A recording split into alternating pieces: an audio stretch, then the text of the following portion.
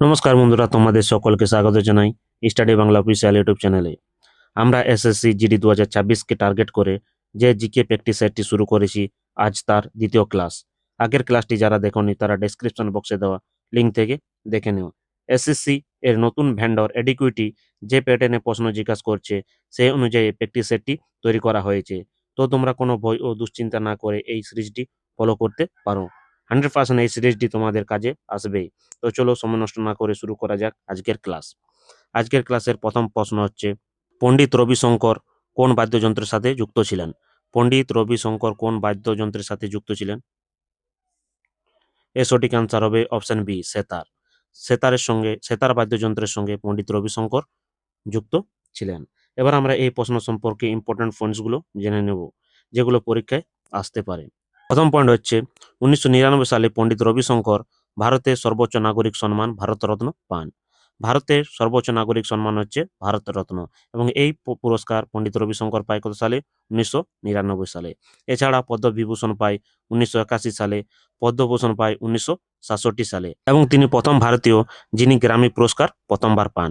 তাহলে প্রথম গ্র্যামি পুরস্কার বিজেতাকে, প্রথম গ্র্যামি পুরস্কার বিজেতা হচ্ছে পণ্ডিত রবিশঙ্কর, এবং এই পুরস্কার তিনি মোট 5বার পেয়েছেন। গ্র্যামি পুরস্কার পণ্ডিত রবিশঙ্কর মোট 5বার পেয়েছেন, এবং তার আত্মজীবনী বইটির নাম হচ্ছে মাই মিউজিক মাই লাইফ, এবং তার বিখ্যাত মিউজিক অ্যালবামের নাম হচ্ছে ওয়েস্ট মিটস ইস্ট। 2 নম্বর প্রশ্ন হচ্ছে, অলিম্পিক গেমসে ব্যক্তিগত বিভাগে স্বর্ণপদক জয়ী প্রথম ভারতীয় কে? অলিম্পিক গেমসে ব্যক্তিগত বিভাগে স্বর্ণপদক জয়ী প্রথম ভারতীয় কে? এর সঠিক আনসার হচ্ছে অপশন বি, অভিনব বিন্দ্রা। অভিনব বিন্দ্রা 2008 সালের বেইজিং অলিম্পিকে 10 মিটার এয়ার রাইফেল শুটিংয়ে এই স্বর্ণপদক জিতেছিলেন, এবং তার বিখ্যাত আত্মজীবনী বইটির নাম হচ্ছে এ শর্ট অ্যাট স্টোরি। 3 নম্বর প্রশ্নটি হচ্ছে, ইউনেস্কোর বিশ্ব ঐতিহ্যবাহী স্থান অজন্তা গুহা কোন রাজ্যে অবস্থিত? ইউনেস্কোর বিশ্ব ঐতিহ্যবাহী স্থান অজন্তা গুহা কোন রাজ্যে অবস্থিত? এর সঠিক আনসার হচ্ছে অপশন বি, মহারাষ্ট্র। 1983 সালে এটি ইউনেস্কোর বিশ্ব ঐতিহ্যবাহী স্থানের মর্যাদা পায়। মহারাষ্ট্রের অজন্তা গুহা 1983 সালে ইউনেস্কোর বিশ্ব ঐতিহ্যবাহী স্থানের মর্যাদা পায়, এবং অজন্তা গুহা মূলত বৌদ্ধ ধর্মের সঙ্গে সম্পর্কিত।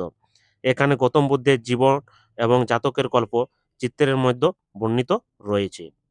4 নম্বর প্রশ্ন হচ্ছে, সিন্ধু সভ্যতা সম্পর্কে নিচের কোনটি সঠিক নয়? সিন্ধু সভ্যতা সম্পর্কে নিচের কোনটি সঠিক নয়? এখানে 4টি অপশন দেওয়া আছে, এবং এই 4টি অপশনের মধ্যে একটি ভুল তথ্য দেওয়া আছে, এবং এই প্রশ্ন অনুযায়ী সেটি হবে সঠিক অ্যান্সার। চলো অপশনগুলি প্রথমে বিশ্লেষণ করে দেখি। তাহলে প্রথম অপশন হচ্ছে, কালীবাংলা রাজস্থানে অবস্থিত, এবং এখানে অগ্নিকুণ্ডের প্রমাণ মিলেছে। এটি একদম সঠিক তথ্য, কারণ রাজস্থানের হনুমানগড় জেলায় এই সাইটটি অবস্থিত, এবং এখানে অগ্নিকুণ্ডের প্রমাণও মিলেছে।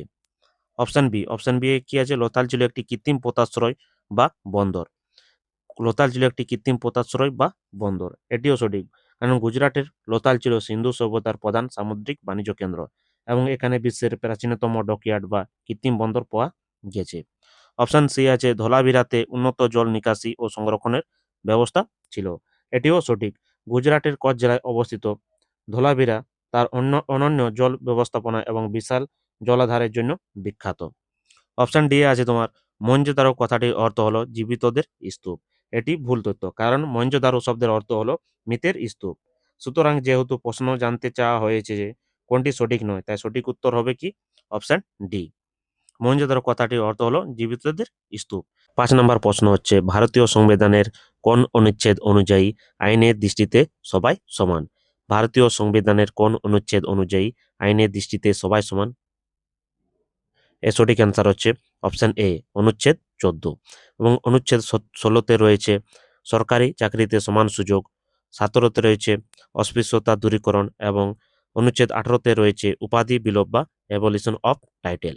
6 নম্বর প্রশ্ন হচ্ছে, ভারতের কোন রাজ্যটির উপকূলরেখা সবচেয়ে দীর্ঘ? ভারতের কোন রাজ্যটির উপকূলরেখা সবচেয়ে দীর্ঘ? এর সঠিক অ্যান্সার হচ্ছে অপশন ডি, গুজরাট। এবার আমরা এই প্রশ্নটি সম্পর্কে একটু ডিটেলসে জেনে নেব।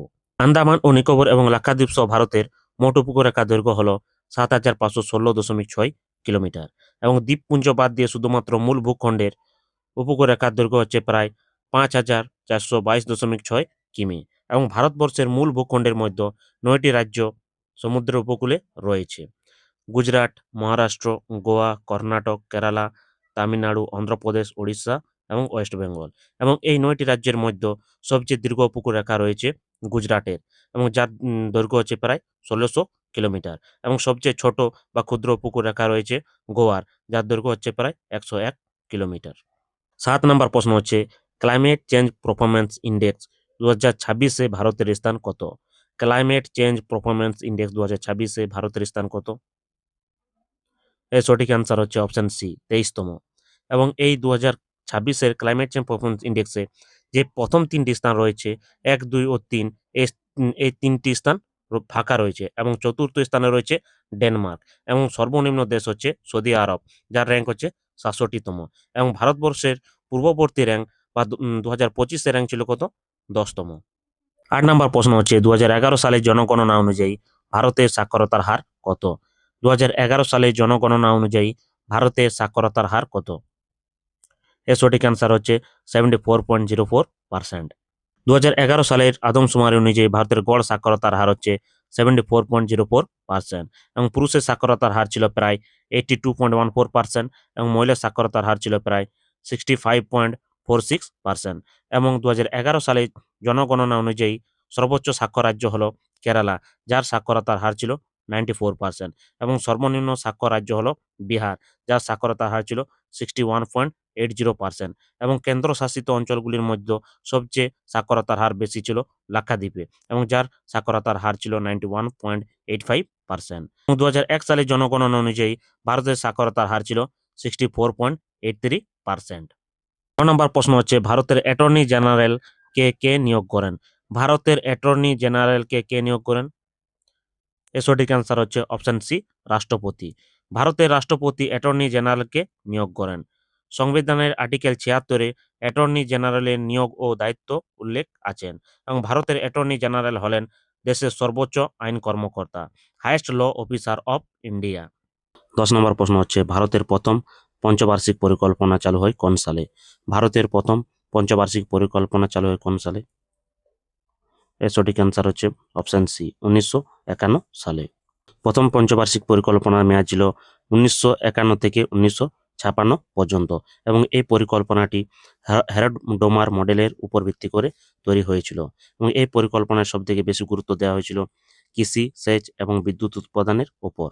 এবং এই পরিকল্পনায় জিডিপির বৃদ্ধির হার টার্গেট রাখা হয়েছিল 2.1%, কিন্তু অ্যাচিভ হয়েছিল কত? 3.6% জিডিপির বৃদ্ধি। তাই এটি ছিল একটি অত্যন্ত সফল পরিকল্পনা। এবং এই পরিকল্পনার সময় ভারতের বড় বড় সেচ প্রকল্পগুলি শুরু হয়, যেমন বাকরানাগাল, হীরাকুন্দ এবং দামোদর ভ্যালি প্রকল্প।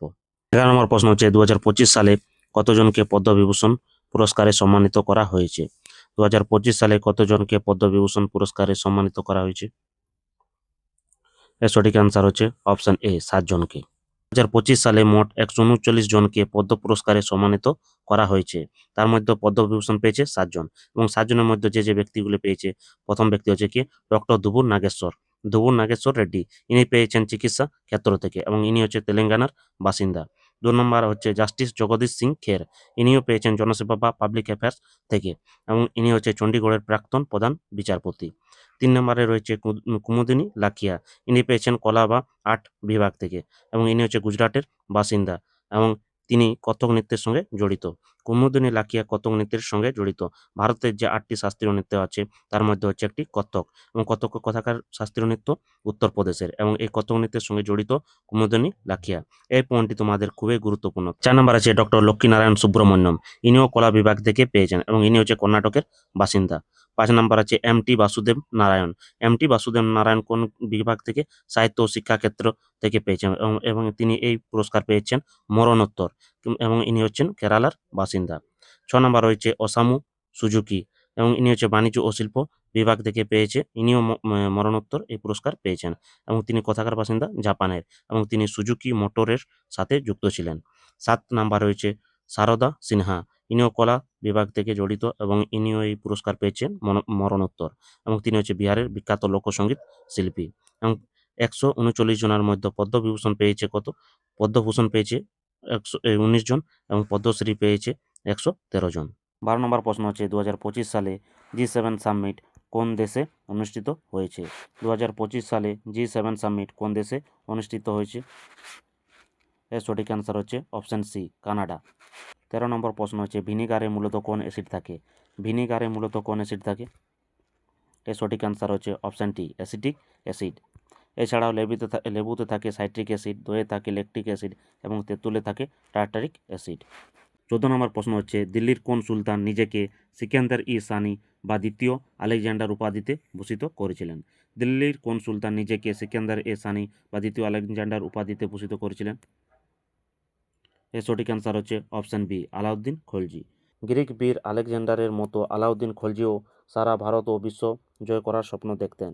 সেই স্বপ্ন থেকেই নিজের মুদ্রায় নিজেকে দ্বিতীয় আলেকজান্ডার হিসেবে অভিহিত করেন।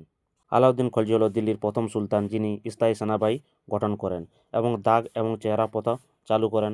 বাজার দর নিয়ন্ত্রণ নীতি ও শক্তিশালী গুপ্তচর ব্যবস্থা তার শাসনকালের উল্লেখযোগ্য বৈশিষ্ট্য। নম্বর প্রশ্নটি হচ্ছে ভারত ও থাইল্যান্ডের মধ্যে অনুষ্ঠিত যৌথ সামরিক মহড়াটির নাম কি? ভারত ও থাইল্যান্ডের মধ্যে অনুষ্ঠিত যৌথ সামরিক মহড়াটার নাম কি?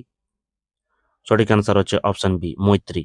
2025 সালে ভারত ও থাইল্যান্ডের মধ্যে অনুষ্ঠিত এই মহড়াটি ছিল চতুর্দশ সংস্করণ এবং এটি 2025 সালে 1 সেপ্টেম্বর থেকে 14 সেপ্টেম্বরের মধ্যে অনুষ্ঠিত হয়েছিল এবং এই মহড়াটি ভারতের মেঘালয় রাজ্যের উমরই এর জয়েন্ট ট্রেনিং নোডে অনুষ্ঠিত হয়। 16 নম্বর প্রশ্নটি হচ্ছে ভারতের শাস্ত্রীয় নৃত্য সম্পর্কে নিচের কোন বিবৃতিটি সঠিক? প্রথম বিবৃতিটি আছে ভারতনাট্যম তামিলনাড়ু রাজ্যের একটি শাস্ত্রীয় নৃত্য। এটি সঠিক। ভারতনাট্যম হচ্ছে কি তামিলনাড়ু রাজ্যের একটি শাস্ত্রীয় নৃত্য। 2 নম্বর আছে সঙ্গীত নাটক একাডেমি ভারতের মোট 8টি নৃত্যকে শাস্ত্রীয় নৃত্যের মর্যাদা দিয়েছেন। এটিও সঠিক। তাহলে সঠিক অ্যান্সার হবে কি অপশান সি, 1 এবং 2 উভয়ে সঠিক। 17 নম্বর প্রশ্ন হচ্ছে লোসার উৎসবটি প্রধানত কোন ধর্মাবলম্বী বা সম্প্রদায়ের মানুষরা পালন করেন? লোসার উৎসবটি প্রধানত কোন ধর্মাবলম্বী বা সম্প্রদায়ের মানুষরা পালন করে? এর সঠিক অ্যান্সার হচ্ছে অপশান সি, বৌদ্ধ ধর্মের। লোসার হলো তিব্বতী নববর্ষ উৎসব। এই উৎসবটি প্রধানত বৌদ্ধ ধর্মাবলম্বী মানুষরা পালন করে। 18 নম্বর প্রশ্ন হচ্ছে প্লেইং ইট মাই ওয়ে গ্রন্থটি কোন বিখ্যাত খেলোয়াড়ের আত্মজীবনী? প্লেইং ইট মাই ওয়ে গ্রন্থটি কোন বিখ্যাত খেলোয়াড়ের আত্মজীবনী? এর সঠিক অ্যান্সার হচ্ছে অপশান সি, সচিন টেন্ডুলকার। এছাড়া কপিল দেবের বিখ্যাত আত্মজীবনীর নাম হচ্ছে straight from the heart. Sourav গাঙ্গুলির হচ্ছে a century is not enough. Yuvraj সিংয়ের হচ্ছে the test of my life. 19 number প্রশ্নটি হচ্ছে বাটারফ্লাই স্ট্রোক শব্দটি কোন খেলার সাথে যুক্ত? বাটারফ্লাই স্ট্রোক শব্দটি কোন খেলার সাথে যুক্ত? এর সঠিক অ্যান্সার হচ্ছে অপশান সি, সাঁতার বা সুইমিং এর সঙ্গে যুক্ত। 20 নম্বর প্রশ্ন বা শেষ প্রশ্নটি হচ্ছে 1857 সালের মহাবিদ্রোহে কানপুর থেকে কে নেতৃত্ব দিয়েছিলেন? 1857 সালের মহাবিদ্রোহে কানপুর থেকে কে নেতৃত্ব দিয়েছিলেন? এর সঠিক অ্যান্সার হচ্ছে অপশান বি, নানা সাহেব। লখনৌ থেকে 1857 সালে মহাবিদ্রোহের সময় নেতৃত্ব দিয়েছিলেন বেগম হজরত মহল এবং বিহার থেকে দিয়েছিলেন কুনওয়ার সিং এবং ঝাঁসি থেকে দিয়েছিলেন রানী লক্ষ্মীবাই।